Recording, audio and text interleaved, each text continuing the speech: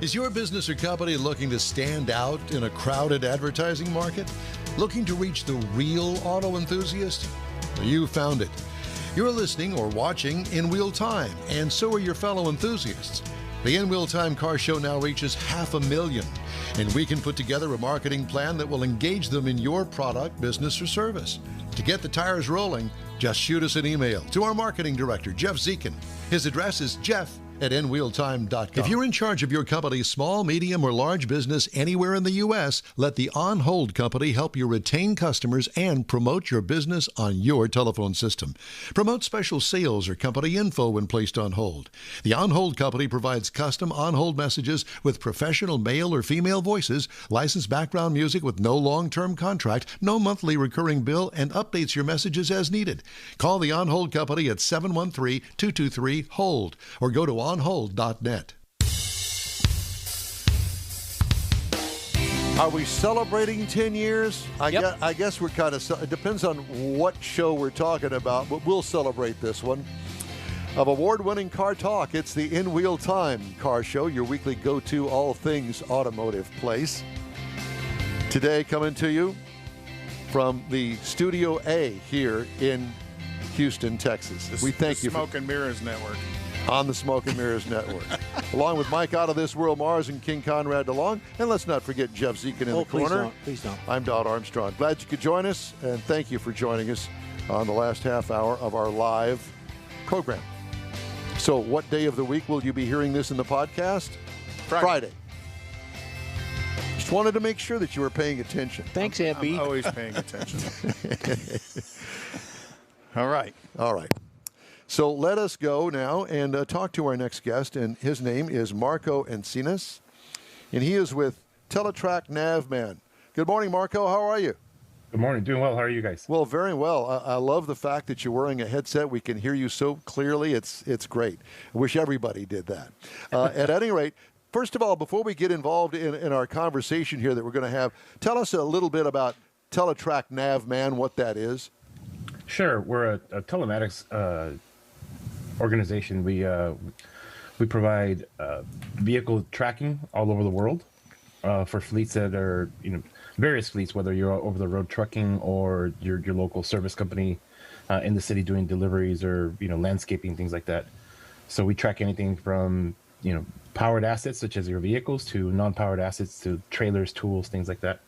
Wow. Interesting. So why would a company that, let's say, owns a landscaping firm and they've got 20 trucks all over the city, why was it important for the owner of that company to track the fleet? A lot of them, it started off as security, but it has now progressed based on the amounts of data that we can track now to really increase productivity for their own fleet and being able to streamline what they do day to day and really help them generate more revenue across the board by just being overall more efficient. Yeah. So in other words, Keep them working. Yeah, it all goes back to the money. And how important is that? So I assume that your business is growing rapidly in today's day and age. It really makes the investment to track your fleet really profitable.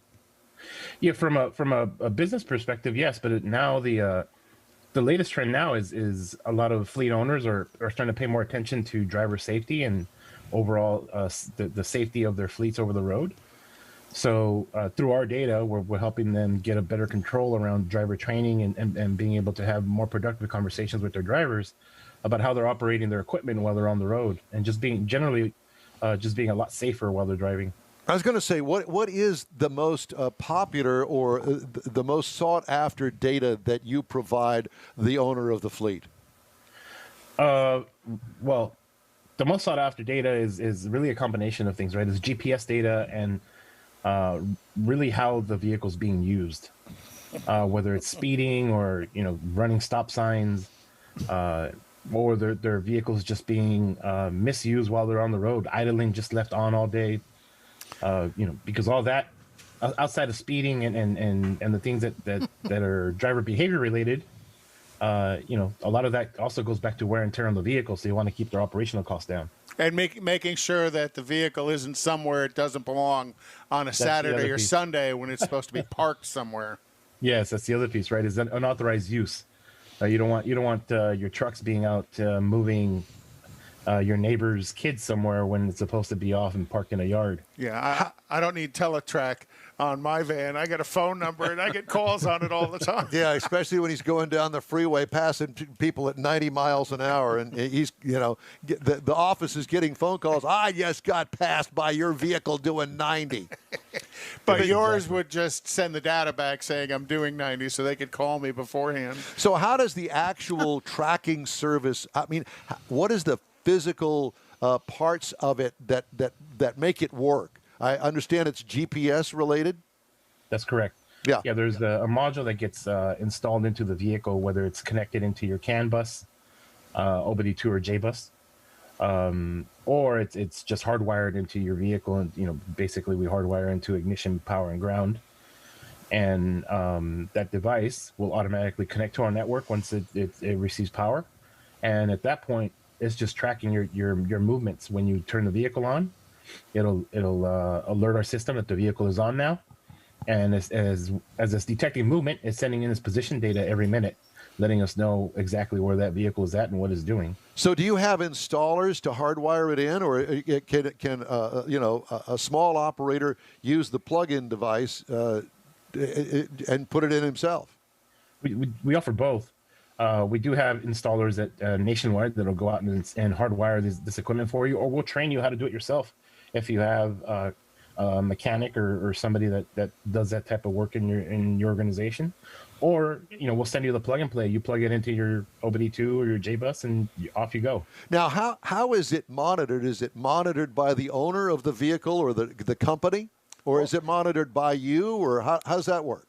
No, it's monitored by whoever the organization deems to have those rights within the organization, whether it's the owner, the fleet manager, safety manager, whoever has those permissions to be able to go into the platform and monitor, then that's who has access to it. And so do you supply the software that goes on my computer so I can see where my fleet is? Yeah, our software is web-based, so you don't have to install anything. You just need a web browser and an internet connection, and with your credentials, you can log in and take a look at what that your is fleet absolutely fascinating. It is, because long time ago when I worked for the phone company, the local phone company, we started doing some of that. Of course, it wasn't well received by the technicians. Needless to say. And you had this big pod you had to install on top of the truck. But the reality of it was... And two wires that could accidentally be disconnected. actually. And but to his point, it was basically to increase productivity, but there were several times whenever... the monitoring center, it had to be a center. It wasn't nothing like web-based that he's talking about now. This is so much better. But they could monitor and reach out, and if that technician didn't respond, they may try it a couple more times. Then they would get a hold of the manager and say, look, you got a technician out here. He hasn't moved in an hour, and he should have moved 30 minutes ago. He's sleeping. Not responding. Well, he's sleeping. Well, or he fell hurt. off the pole. Yeah, could have been hurt. Or he got into a car wreck, and nobody's known which caller to call it. And this one guy I was thinking about, he was actually so shook up in a state of shock, he couldn't tell him who to call to report that he'd been in an accident. And so there's a lot of value from a safety perspective as well as productivity in doing this. Marco, does it only, is there the only information that is available is tracking? I mean, could I find... So with you plugging into the OBD2 connector, are you actually also sending back OBD2 data that the vehicle's producing on the CAN line? Yeah, so we're picking up all the OBD2 data, diagnostic trouble code information. Okay. Other auxiliary information too, such as seat belts, things like that. So there's a lot of data that's being communicated by our devices back to our system that gives you an overall solution on the back end. Now, the other thing about our system is you don't have to be logged in to know what your fleet is doing. You can set up alarms and essentially manage by exception. And if you're web-based, you could run it on your handheld device as well. Absolutely. We have apps that just, you can download the app from the Play Store, and you don't even need to go into the browser, right? So let me understand this. You are the big brother that I've always heard about all my entire life. Big brother's watching. Yes. I guess you could say that, yes. Absolutely. Have you been called that before? No, never been called the big brother. You will from now on. I Marco, think we've been called other things for sure. Marco, no you said fleets. Is there obviously fleets, numerous vehicles, numerous people using the vehicles? What is the smallest that you provided? For instance, I'm thinking there's a couple that For his granddaughter. No, there's a couple getting a divorce, say, and they want to track the other car. I mean, do you do that? We generally don't play in the 1 to 3 or 1 to 5 unit solutions. We generally play in the between 5 and 10 and above that. Oh, well, for Don it would be 3 because he's got 3 ex-wives. So he'd have to get married 2 more times and divorce 2 more times, order for it and to then be- he could have 5. In order to be my efficient. God. Yeah. No, I'm good with all of I that. wasn't going there, but yeah. So within the data that you're receiving, you said it will track diagnostic trouble codes. So if the car pops an airbag, it blows a whole bunch of DTCs into the system, so that you could see that data of SIR deployment, and then will it automatically contact EMS, or is it still the function of whoever the manager of the app or the manager of the software to contact EMS to send help? We won't contact EMS, but we will alert whoever you've designated as to receive those alerts. Okay. And those alerts, they don't have to be, the safety manager, fleet manager. It can be whoever in the organization Right. who decided to receive that. So everybody. that could be one of the exception notifications, so that if I got my 10 vehicles out there, and one of them has a wreck, I'm going to get a notice if I set it up. Correct. Phew, I like it. And that's just our tracking devices, right? We also, nowadays we have, a lot of other equipment such as cameras that are super high tech that'll notify that, allow you to, look at the video almost in real time and be able to really have that view through your monitor of what's actually going on inside that cab. Now, will you integrate into the vehicle's onboard cameras, or do you set in your own cameras? No, we set in our own cameras. Our own cameras are all AI based. So outside of just detecting driver behavior around aggressive driving, it actually, as you're driving, it's monitoring its surroundings. It's reading how the distance between yourself and the other vehicles in front of you. It's reading, whether it's reading the stop signs and traffic signals, whether you run red lights or you roll through stop signs, or you're traveling above the posted speed limit. Is reading the speed limits off the side of the road. Oh. And then it's looking inside. That's kind of what I'm thinking. I'm thinking It's going to get me. that's what I'm thinking. I started working for the phone company when I was 19, and there was a lot of stuff we did that probably didn't want to see on the camera. And we don't want to 19. even know about today. Yeah. These many years later. So at what point? So do you have a best of video you can play for us? I'm sure you guys get some pretty wild stuff on the videos. At what point, as a fleet manager, would it behoove me to actually look into some of the equipment that you service or install in the vehicles? Really, if you want to get to know what's going on with your vehicles outside of your yard, and not only just again, productivity and safety and the things that we've talked about already, but because of all the data we track, we also help you keep track of your maintenance and everything that's going on good. with those vehicles. That when they come in, when are they due for maintenance? What's been done from a maintenance perspective? So we also help you keep track of that too, right? It's not just about all about the money and the business and things like that, but it's also about just keeping your fleet in good health overall. Yeah, because Right. on the OBD2 data, you're getting mileage and you're getting driver information, oil life index stuff, so you could feed that into the maintenance Because generally, if department. that truck is down, you're losing money. Oh, absolutely. Exactly right. Marco, Yep. does Teletrac Navman, does it help with insurance? It does. Some insurance companies will have that program where if the fleet is willing to share their GPS information with the insurance company, they'll give them a discount. Right? I mean, That's good. They have those programs. So is all the data outbound to you? Can you inbound commands to the vehicle? Like No, okay. we don't write to the can. Okay. Well, my thought was, OnStar with the vehicle shutdown and the door lock function, So you could not, if the driver had locked his keys in the car, you couldn't command the vehicle to unlock for them. No. Yeah, you're strictly collecting data that people can use. Yeah, like it's you all say. outbound from Which, the vehicle. you know, I can remember we used to have a technician that would come in at night. When the technicians got off, this guy would come in with his truck and service the vehicles. And it was always some last-minute thing. Some technician is leaving for the day, and he'd say, oh, by the way, I got a miss, or I got this, or got that. This system, he would know before he ever got there. Right. Correct. What he might need to fix the trucks overnight so they're still rolling the next day. How much does something like this cost? I assume that the more vehicles that you have, the lower cost per vehicle. Yeah, and that's exactly it is, right? Depending on the size of the fleet and your overall needs, what type of solution you need is going to run you the per vehicle price. Yeah. So you have a base price to monitor, and then it goes up from Upgrades. there. More services that you are asking, the higher the price. And the more vehicles Correct. you add brings the price back down. Right. You don't happen to have the Amazon account, do you? No. You want me to work on that for you? Because I got a feeling there's Absolutely. some big bucks there. Oh, man. Or Old Dominion. Old Dominion advertises that in their commercials. Yeah. I looked at an Amazon wreck the other day because I drive by the Amazon thing. Oh, my gosh. I can't imagine the guy survived the wreck. Yeah. It was bad. So the roads have been dangerous lately, for sure. They have. They absolutely have. So, without naming it, what is the largest fleet that you currently have these? Number of vehicles.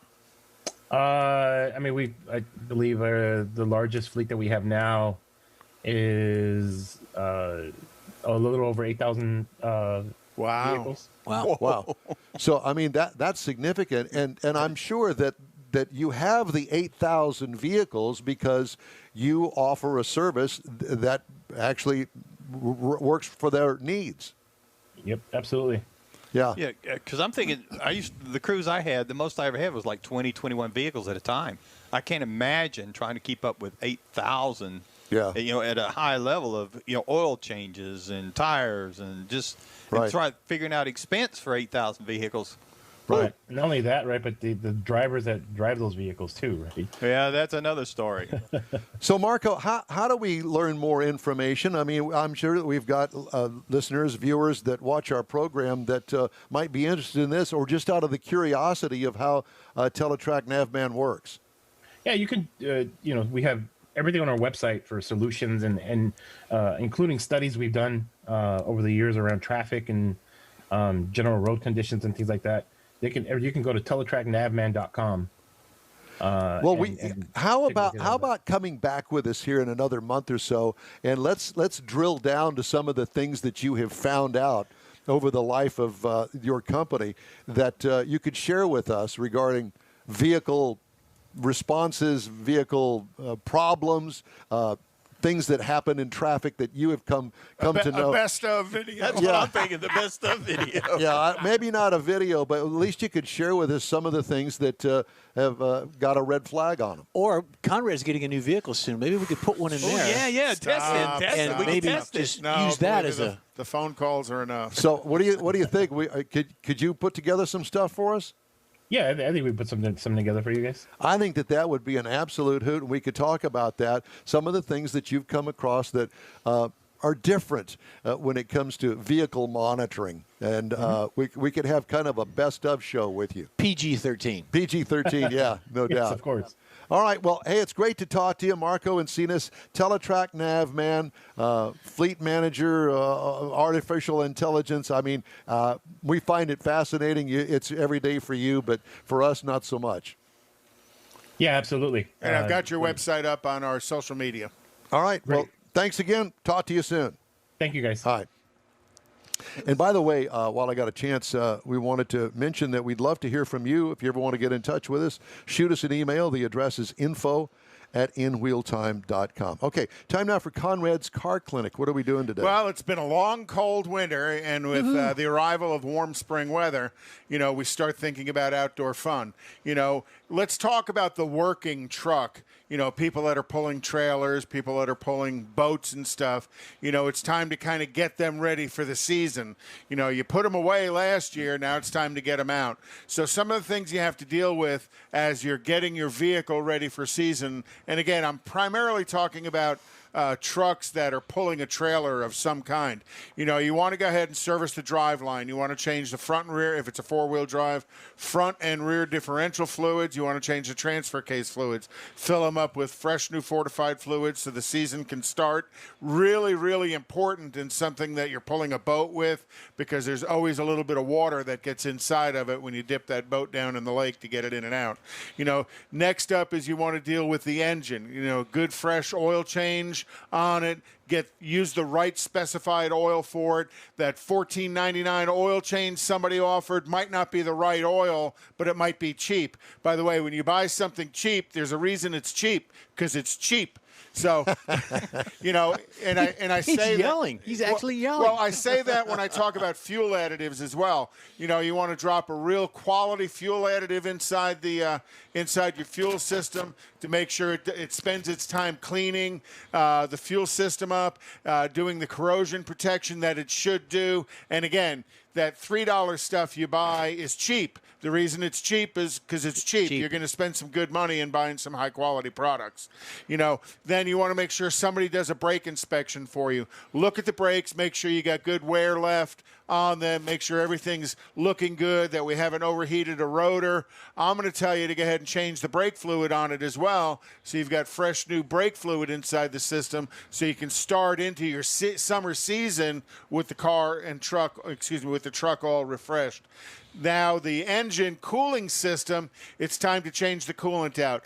Use a quality product, get all that old contaminated coolant out of it, fill it with fresh new fortified coolant. That's going to help keep the system clean, keep it cooling better. And remember, antifreeze isn't just about the freeze, it's also about the boiling point. So when you use antifreeze at the correct mixture ratio, it boils at a higher temperature as well. So yeah, it freezes at a lower temperature, but in Houston it's more about the boiling point than it is the freezing point, except in Snowmageddon we had last month.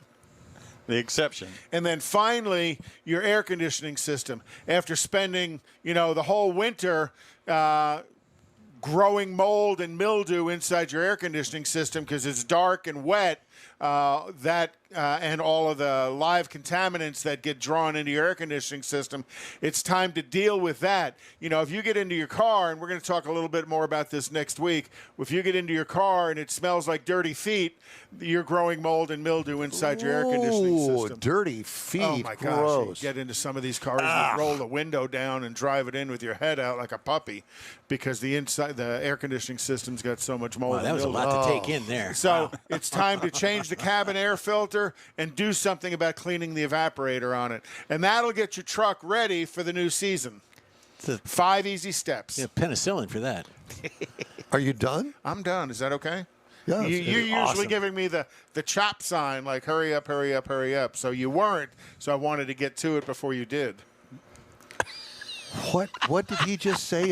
Something about a chop sign. Well, he's telling me to cut it off because I talk too long. Chop sign and stinky feet. That's all I got out of it. We kind of ended it on a stinky note. I didn't we? bring my decoder ring for that. We'll talk more about the stinky ring or stinky feet. Stinky ring. Week. Yeah.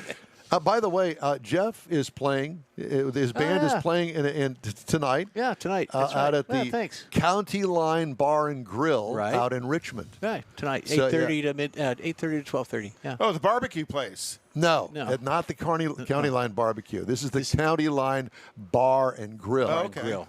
Yeah, so it's kind of like eat, drink, and listen to your music. Sure. Yeah. Why not? Sounds good to me. Yeah. What time do you start? 8:30. 8:30. So we can come eat and drink first, and then be a bunch of rowdy drunks by the time you start. Well, that's usually the case. Let me tell you this. Somebody asked me, what kind of a place is it? I mean, wear a tie? No. This is kind of like a dive bar kind of place. It's just casual. Yeah. Yeah, very casual. The ceilings are actual. You cannot wear flip-flops. You're not allowed. Oh, he could. But I can wear my thong. Yeah, please. Please do My that. thong and halter top. Harley Davidsons are delivered in boxes. The ceiling actually are old Harley Davidson boxes, like ceiling tiles, but they're old boxes. And it's actually on the county line of Houston and Fort Bend County. So does it drip oil on you? No, that's a good question. No, but it uses a lot. I ask forgiveness from all my Harley Davidson friends because I know your garage has got a cardboard box underneath your Harley. The drummer drips oil. It's not the one that was on Bar Rescue, was it? No. There's one out there, something like that. Anyway, never mind. Swinging Doors, the barbecue place I'm thinking of. That's different part of Richmond. Yeah. Hey, I wanted to mention one recall. General Motors recalling 94,641.2 Cadillac, Chevrolet, and GMC vehicles because of potential seatbelt damage, according to the recall notice. The recall covers the 2021 Cadillac Escalade, which we reviewed earlier, the Cadillac Escalade ESV, GMC Yukon, GMC Yukon XL, Chevy Suburban, Chevy Tahoe. Outboard seatbelts in the third row could have been entrapped or misrouted behind the seat's folding mechanism, causing damage to them. You'll be receiving a notice soon. So I just wanted to squeeze that in there. So did you hear Dodge is offering a new customized double verification security system to stop people from going around and cloning your key fobs? You know, that's been an issue. I missed that. Yeah, it's been an issue, especially in the Challenger Charger platforms, of people cloning their key fobs and stealing their vehicles. Now Dodge is coming out with, it's not a recall, it's going to be a special policy to put some extra software in the vehicle. All right, we're going to take a quick break, and we'll be right back. The Tailpipes and Tacos monthly cruise-in has become so popular you'll be able to attend at more locations. Enjoy fabulous Houston car culture at any of the 4 participating Lupi Tortilla Tex-Mex restaurants. Tailpipes and Tacos will be held in Tomball at Highway 249 near 2978, Bay Area Boulevard near the Gulf Freeway in Webster, the Grand Parkway just south of I-10 and Katy, and the Kirby location off the Southwest Freeway. Tailpipes and Tacos is the place to enjoy made-to-order breakfast tacos, fresh coffee, and awesome cars. Mark your calendar for Saturday, April 17th for the next Tailpipes and Tacos at one of the 4 participating Lupi Tortilla Mexican restaurants, 8 to 11 a.m. Tailpipes and Tacos is free and everyone is invited. See collector cars, hot rods, customs, originals, and resto mods. Cars from all over Southeast Texas cruise in and show off in this friends and family event. Start your Saturday off right at Houston's hottest cruise in. Tailpipes and Tacos, April 17th, 8 to 11 a.m. Participating Lupis are located in Tomball, Katy, West University, and Clear Lake. April 17th. In real time, we'll be broadcasting from the West University location on the Southwest Freeway, weather permitting. Is your business or company looking to stand out in a crowded advertising market? Looking to reach the real auto enthusiast? Well, you found it. You're listening or watching in real time, and so are your fellow enthusiasts. The In Real Time Car Show now reaches 500,000, and we can put together a marketing plan that will engage them in your product, business, or service. To get the tires rolling, just shoot us an email to our marketing director, Jeff Zekin. His address is jeff@inrealtime.com. If you're in charge of your company's small, medium, or large business anywhere in the U.S., let the On Hold Company help you retain customers and promote your business on your telephone system. Promote special sales or company info when placed on hold. The On Hold Company provides custom on-hold messages with professional male or female voices, licensed background music with no long-term contract, no monthly recurring bill, and updates your messages as needed. Call the On Hold Company at 713-223-HOLD or go to onhold.net. Well, you know what that sound means. Don't everybody just jump in. Tell us, Aunt B. It's the end of the show. Thank you, Barney. Well, that's it for this episode of the In Real Time Car Show. Hey, when you're on Facebook, please give us a like. Tell your friends about us. Share our junk. You'll get Konrad's unicorn hunting features along with all things automotive all week long. The In Real Time Car Show streams on Facebook, YouTube, Twitch, and on InWheelTime.com. Podcasts are available on Pandora, Amazon, Apple Podcast, Spotify, Stitcher Radio, iHeart Podcast, Google Podcast, and Podcast Addict. Special thanks to all of our great guests today. The In-Real-Time Chief Engineer is the fabulous David Ainsley. Our Video Technical Director, Sales and Marketing Man is Jeffrey Zekin. This week's In Real Time Car Show is produced and directed by the spirit of Lee Iacocca. Oh. For booking agent and podcast man Mike Out of This World Mars and his royalty king Konrad DeLong, I'm Don Armstrong saying so long for now. And we hope that you'll join us again on the next live show next Saturday, 8 a.m. to 11 a.m. Central Time. right here on the Smoke and Mirrors Network. Have a great weekend.